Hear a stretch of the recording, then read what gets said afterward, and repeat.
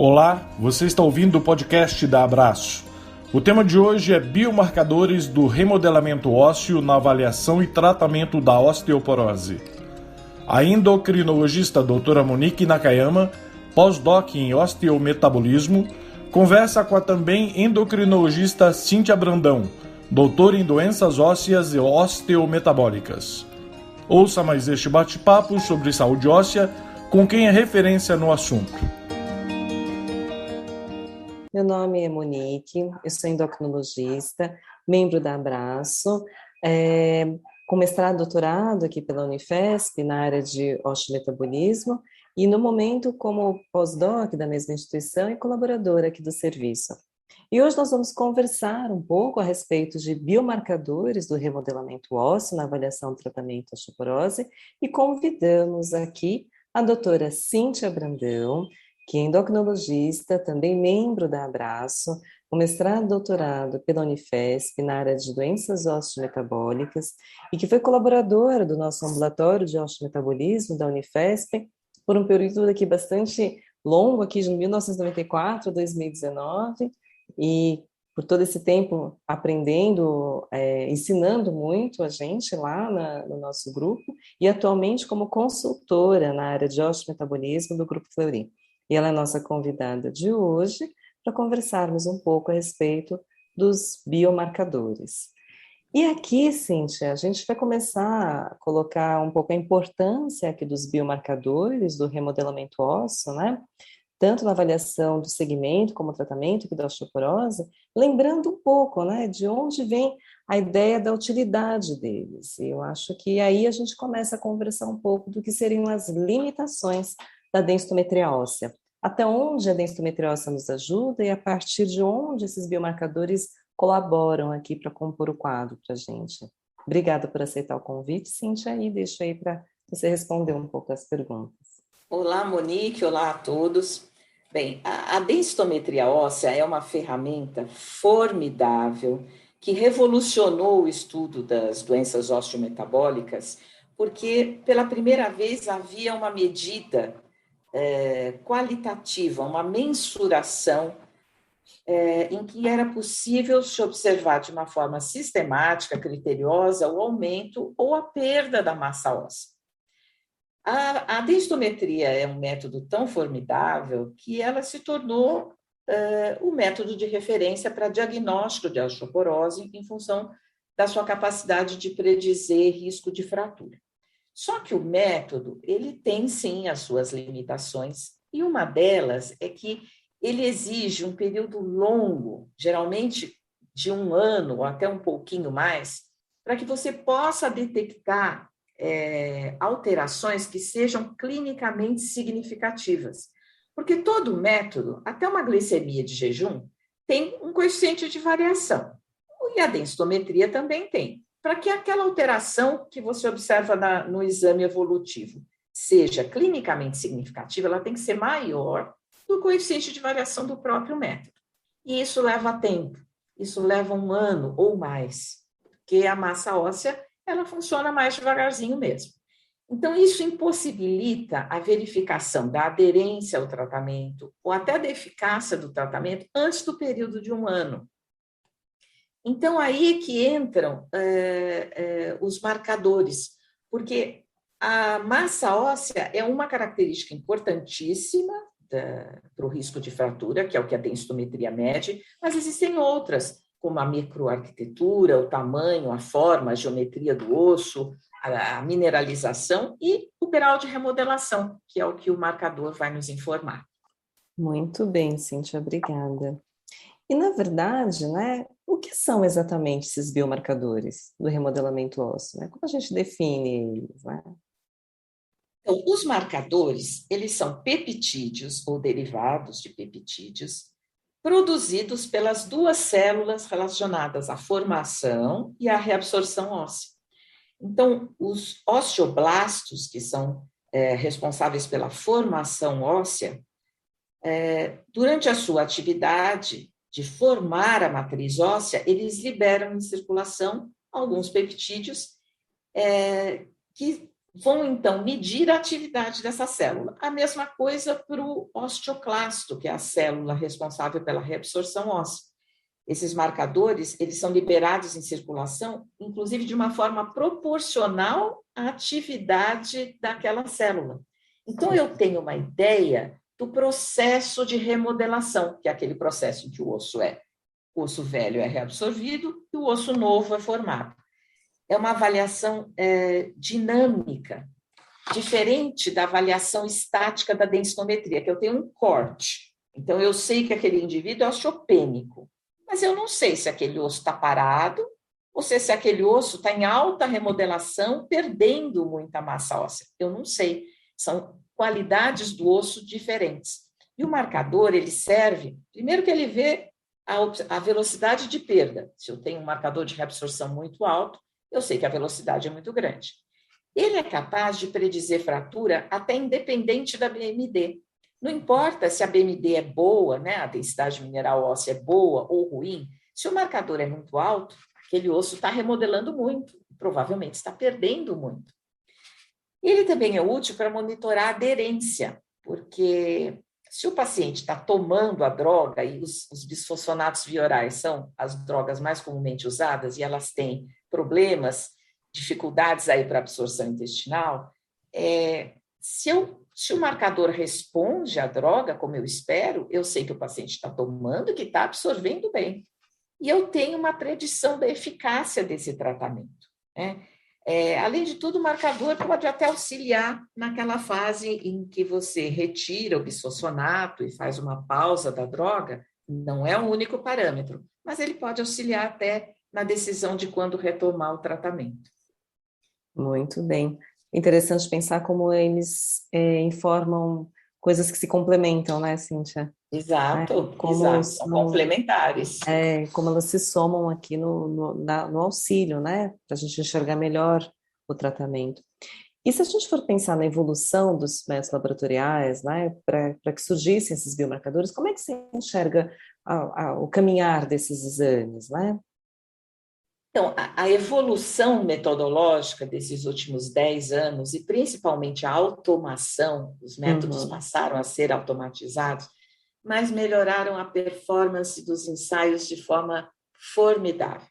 Hoje, são ótimos ensaios, de boa precisão, boa acurácia, eles não representam mais um problema. Tanto é que na pesquisa clínica, o uso dos marcadores muitas vezes substitui o evento fratura que você quer estudar. Porque para estudar fratura, eu preciso de um número formidável de indivíduos com características muito determinadas e ainda por longo período de tempo, que encarece muito a pesquisa. Então, hoje, você sabe, todos os ensaios, todos os estudos para a liberação de drogas, essas que nós usamos no tratamento de osteoporose, todas avaliaram marcadores. Ele pode ser, em algumas situações, um substituto para a fratura. Hoje, o ensaio mais usado de marcador, que é o CTX, tem um coeficiente de variação de 5%, bem pequenininho. O marcador, ele está associado aos mecanismos patogênicos da perda óssea. Então, se está perdendo osso entre uma avaliação e outra, o marcador tem que estar alto. E ele está alto. Então, nós temos essa experiência no ambulatório da Escola Paulista de 10 anos, o marcador nunca nos decepcionou. Ele está sempre indicando realmente qual é o caminho da remodelação óssea, né? Tanto é que as drogas que nós usamos, eles têm uma resposta previsível e dose dependente, né? Então, é muito seguro. É muito interessante que tem um grande estudo feito em mulheres pré-menopausadas, em vários países da Europa, Estados Unidos e Austrália, e os valores de referência são iguais em todos esses países. Então, a questão do ensaio, essa está já resolvida. Ele enxerga o osso, né, Cíntia? Exato. Ele enxerga o osso. E na prática clínica, né, quais biomarcadores a gente tem disponíveis hoje, né? E quais serão as diferenças entre eles, né? Então, no país, se a gente quiser pedir, o que a gente tem? E qual a diferença, o que eles medem de diferente, né? Bem, No Brasil, nós temos, e é o que a IOF indica e sugere para a gente utilizar, como marcador de reabsorção, o CTX. Alguns laboratórios ainda fazem o NTX, que é uma medida urinária, mas com todos os problemas das medidas urinárias, né? Então, o preferível é que seja o CTX. Enquanto que os marcadores de formação no nosso meio, a gente pode utilizar a osteocalcina, a fosfatase alcalina e o P1NP. Em relação ao CTX, ele é um octapeptídeo, né, um peptídeo bem pequenininho, que circula na forma de dímeros ou monômeros. Então, quando o colágeno tipo 1 é clivado, ele libera em circulação esses fragmentos. E o mais importante para saber do CTX é que ele tem ritmo circadiano evidente, muito evidente. Então, isso tem que ser respeitado. E todo mundo está acostumado com isso, ainda mais os endocrinologistas, né? Quem não sabe como colher um cortisol, ou uma glicemia sem horário, ou sem informação da alimentação, que significado tem, e por aí vai. Então, a gente só precisa aprender como funciona o CTX. Em relação aos marcadores de formação, o mais utilizado e indicado é o P1NP, que é um propeptídeo. Então, antes do colágeno, quando ele sai da célula na sua formação, como um propeptídeo, e ele amadurece, ele é clivado e esse propeptídeo é liberado em circulação, um marcador de formação. Outro marcador importante é a fosfatase alcalina, que tem em qualquer laboratório altamente acessível. Só lembrar que a fosfatase alcalina circula em várias isoformas, né? Pode vir do fígado, do rim, da placenta, do intestino, do osso. Então, o indivíduo tem que ter função hepática normal para que você não tenha contaminação aí do resultado por uma fosfatase alcalina que está vindo do fígado. Você tem a fosfatase alcalina específica do osso, que é muito interessante, quando possível, ser realizado, porque é um produto do osteoblasto que acabou de se diferenciar das células progenitoras. Ele aparece, a fosfatase alcalina faz pico no comecinho da formação óssea, né? E também então, uma dosagem bastante interessante. Lembrar que todos eles, exceto a fosfatase alcalina, têm excreção renal. Então, indivíduos com déficit de função renal, os marcadores perdem, exceto a fosfatase alcalina, perdem aí a sua sensibilidade, o seu rigor, porque vão estar retidos pelo déficit de função renal. Muito bem. E a gente, né, quando a gente pensa na importância desses biomarcadores no diagnóstico da osteoporose, né, como é que a gente entende isso? O quanto ele me colabora aqui, Cíntia? Então, é importante salientar que ele não é utilizado para diagnóstico. Então, ele não tem a capacidade de fazer diagnóstico, como eu comentei antes. O indivíduo normal, em algumas situações, ele pode, por exemplo, se ele apresentar uma tireotoxicose, ou ele fizer um hiperpara, que a Monique gosta tanto. Não importa qual a massa óssea dele, ele vai ter marcadores elevados, principalmente de reabsorção. Então, ele não serve para diagnóstico, ele dá outra informação. Ele vai nos mostrar que tipo de perda esse indivíduo tem. Vai me dizer se essa perda é atual ou se ele já carrega essa perda óssea, vai sugerir se ele tem essa perda óssea há mais tempo. Pode sugerir, inclusive, uma osteoporose secundária, quando os níveis são muito elevados. No hiperparatiroidismo, por exemplo, que são os níveis mais elevados que a gente costuma ver, além das metástases ósseas, valores acima até de 1 nanograma por ml de CTX, por exemplo, né? Então, é uma informação diferente, não serve para diagnóstico. Interessante que ele consegue me dar um pouco de parâmetro de tempo, né? A velocidade com que eu vou ter essa perda óssea, né? A intensidade dessa doença é mais de magnitude do que necessariamente dizer sim ou não o que ele tem, né? Exato. Interessante, muito bem. E a variabilidade individual, né? Como é que isso pode influenciar nos resultados? Então, essa é a questão, acho que mais importante para quem vai pedir e usar marcadores, né? A gente está acostumado com a variabilidade dos ensaios. Então, existem diferenças entre um ensaio e outro, de um fabricante e de outro, né? A maneira, muitas vezes, de dosar, aquele parâmetro, aquele analito, determina a variação. Você tem variação dentro do próprio ensaio, então, entre uma fornada e outra, tem uma diferençazinha, né? Isso tudo dentro do esperado, os métodos já evoluíram e isso está resolvido. Existe uma outra variabilidade que a gente tem que prestar atenção, que é a pré-analítica, é a biológica, que pode ser controlada ou não. Então, vou dar exemplo: o sexo e a idade. Então, os adolescentes têm níveis de marcadores muito elevados, porque eles estão num processo até de modelação óssea, eles estão fazendo o seu esqueleto, estão no pico de massa óssea. Então, muito elevado.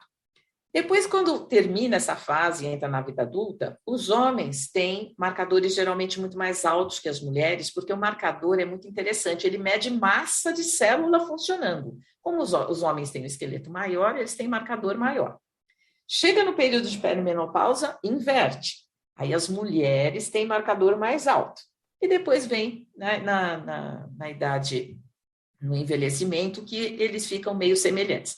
Então, vocês veem que depende da idade, depende do sexo, depende da atividade física. Então, por exemplo, exercícios muito extenuantes, hoje corrida é muito comum, então depois de uma corrida de 10 quilômetros tem que esperar aí uns 2, 3 dias para colher, senão o marcador vai estar alterado, tá?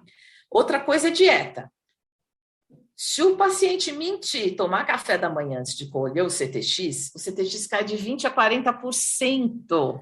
Nossa, Cíntia. Então, assim, tem que ser em jejum. 40%. Tem realmente que ser em jejum. Drogas que possam influenciar. Então, você tem que saber se ele está tomando excesso de hormônio tiroidiano, se ele não está tomando um inibidor de aromatase, se ele não está tomando corticoide. Mas isso a gente está acostumado com outros parâmetros. Então, é só se acostumar com essas variáveis do CTX, né? Outra coisa importante é fratura recente. Então, uma fratura importante, como uma fratura de fêmur, ou múltiplas fraturas vertebrais, os marcadores vão estar altos até 4 a 6 meses.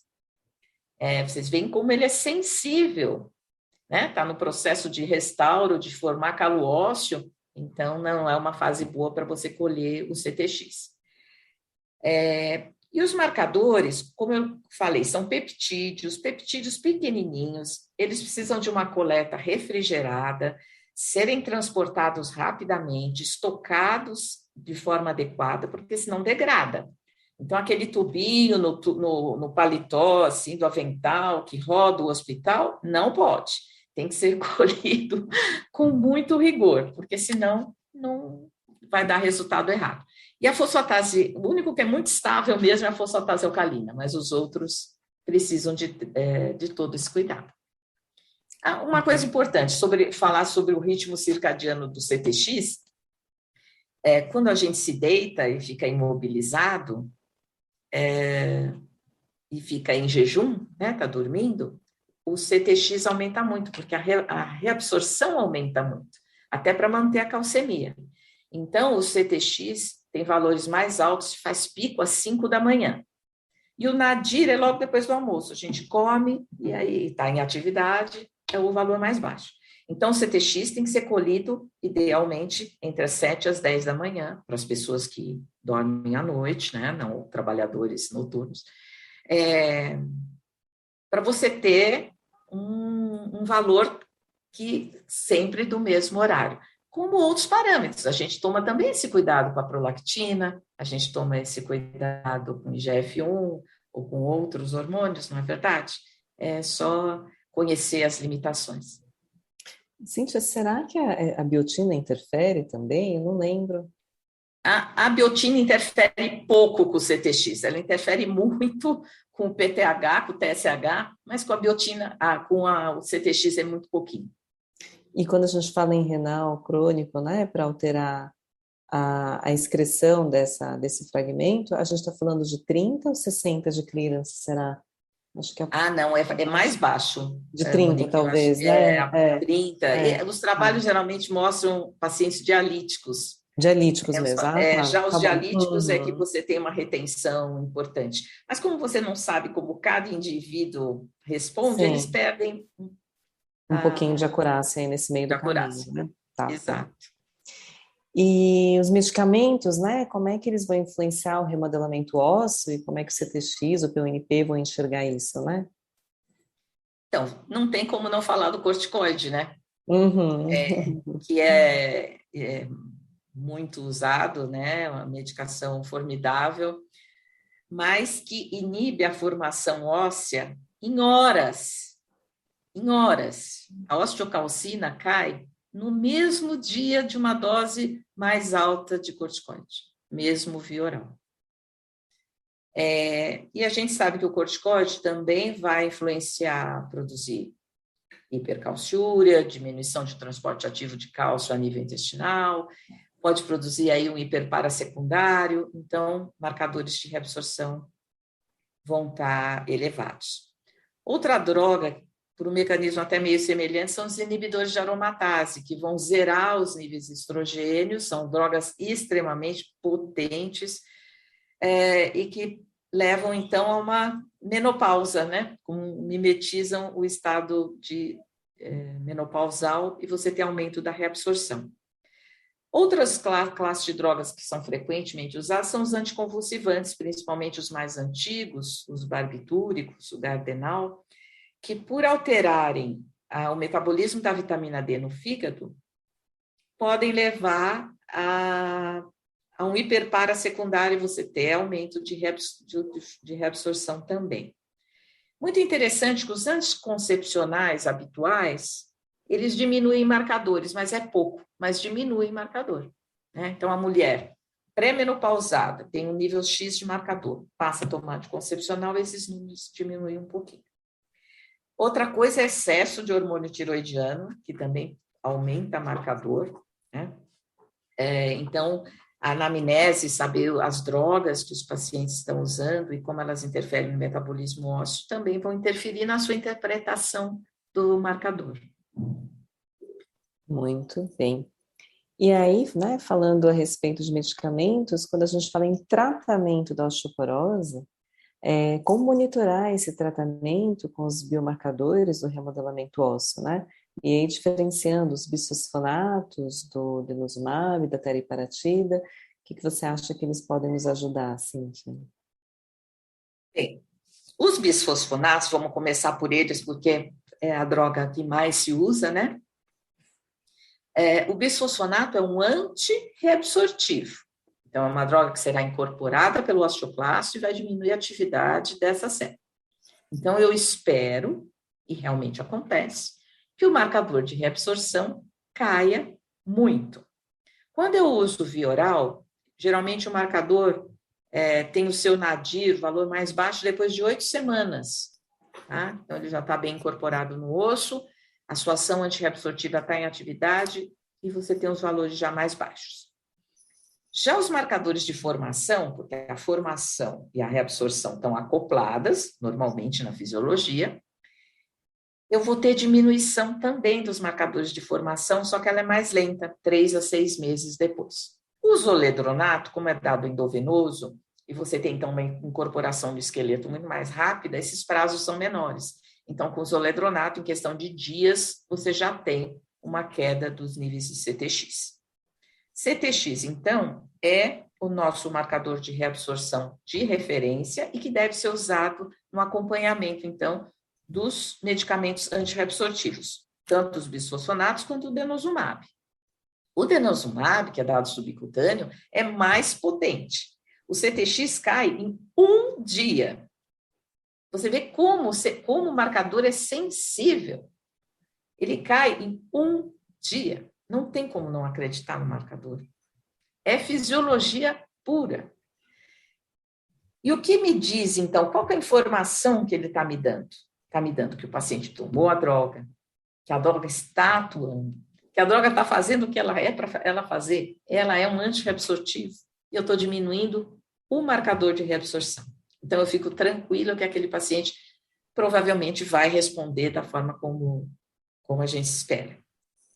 Diferente aí da teriparatida, que é o anabólico, que nós temos em uso aqui no país, e que vai aumentar a teriparatida, né?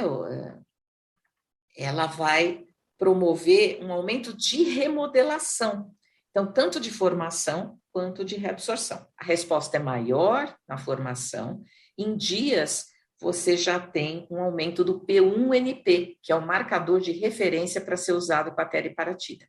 Inclusive, é muito interessante que a medida do P1NP 2 meses depois que você der o Forteu, ela é indicadora o quanto o P1NP aumenta depois de 2 meses, de quanto o paciente vai ganhar de massa óssea depois de 24 meses, quando terminar o tratamento. Então, olha como é importante um tratamento que é longo, que é invasivo, que é caro, você ter um marcador para te dizer que está tudo funcionando muito bem, né? Uma questão que sempre aparece é o quanto a gente espera que se reduza o CTX quando você está tratando, né? Seja bisfosfonato, seja o denosumab. Tem um trabalho do Istel, publicado em 2011 no Journal of Bone Mineral Research. Nesse estudo, que é muito interessante, 30% de redução do CTX já foi relacionado à diminuição do risco de fratura. 30%. Outros autores preferem que o CTX vá para valores médios. Então, se o valor de referência vai até 0,6, que ele fique abaixo de 0,3. Mas o que nós vemos nesses 10 anos de uso, lá na Escola Paulista, e em todos os milhares de pacientes que fazem exame lá no Fleury, é que esses valores vão para abaixo de 0,2 nanogramas por ml. Então, realmente suprime. E com o uso do denosumab, eles ficam perto do limite inferior de detecção do método, né? Ficam altamente suprimidos. Muito bem, Cíntia. E agora eu fico pensando quanto a gente não vai aprender com o novo anabólico, né? Que o romosozumab, né? O anti-esclerostina romosozumab, porque agora a gente vai vê-los desconectando, né? Pela primeira vez. Pela primeira vez, né? A gente não sabe o que é isso, né? A gente sempre os vê tão acoplados, né? A formação com a reabsorção, e agora a gente vem com a medicação que vai desacoplar isso, e como a gente vai passar a enxergar esses biomarcadores e o que a gente vai aprender aqui com eles também, né? Exatamente. Você vê que interessante, se você puder monitorar Não durante o tratamento, você poder monitorar esses marcadores, conforme o quanto você possa gastar com isso, exato, né? A cada 2 meses ou a cada 4 meses, você vai entender exatamente a fisiologia daquilo que está acontecendo. Nessa hora, a densitometria não te ajuda. Exato. É uma limitação, um corte no tempo que ela não vai conseguir enxergar, né? Eu não vou ter esse parâmetro dinâmico dele, né? É interessantíssimo mesmo. Muito bem. E aí, uma última pergunta aqui, né, Cíntia? O que você acha? Você acha que esses exames estão indicados para todos os pacientes em tratamento para osteoporose? Como é que você vê isso? Bem, a IOF e a Associação Internacional de Patologia Clínica, elas sugerem que seja usado, sim, em todo paciente que é elegível para o tratamento medicamentoso da osteoporose. É claro que essa questão passa por uma questão de custos. Mas se eu tirar o fato custo, né, nessa equação, eu acho sim que todo paciente que recebe uma droga antifratura merece sim ser monitorado com o marcador. A frequência vai depender também do tempo, do quanto você vai gastar com isso, mas é uma informação muito valiosa. Assim como em vários casos de osteoporose secundária, como aquelas que a gente citou, o hipertiroidismo, hiperparatiroidismo, um paciente em segmento, por exemplo, de câncer de mama, em que eu estou mantendo ali, eu dou inibidor de aromatase, ele sobe, eu medico com denosumab, ele cai, de repente ele explode de novo, será que fez uma metástase óssea? Eu estou mais perto do osso para compreender o que está acontecendo, né? Às vezes está no drug holiday, né? No drug holiday, sem dúvida nenhuma. Embora a literatura não coloque isso. Com consenso, vamos usar marcador para decidir o retorno. Acho que dá vontade de saber. Dá vontade de saber o que está acontecendo com aquele osso. Sem dúvida, sem nada, dúvida. Né? E as pessoas realmente têm que tirar aquela ideia antiga, ultrapassada, que os ensaios eram ruins, não são ruins. A variabilidade, hoje os ensaios são ótimos, performance muito boa. O que a gente tem que lembrar é que tem variabilidade biológica, com outros analitos, outros parâmetros, que é mais complicado que um cortisol, ou os hormônios que a gente avalia durante a fase menstrual, fase lútea proliferativa, você tem que correlacionar aquilo com outros hormônios. É a mesma coisa para o CTX, é só aprender quais são os requisitos. E durante o tratamento, né, Cíntia, saber se ele está reabsorvendo, porque uma coisa é o que você dá, o paciente pode muitas vezes ser aderente, e às vezes ele não absorve aquilo pelo trato gastrointestinal. Sem e dúvida. Aí você acha, não responde ao bisfosfonato? Não, talvez não responda uma droga oral, porque ele não reabsorve. Como é que está enxergando isso? Porque o CTX não suprime, né? E às vezes trocar isso por uma via parenteral resolve, mas pelo menos você enxergou o evento antes da densitometria te mostrar que não aconteceu nada. É um desastre o paciente tomar um ano de medicação. O ano inteiro, e não ter acontecido nada, né? Muito bom. Olha, agradeço muito a sua participação, a sua disponibilidade de responder as nossas perguntas.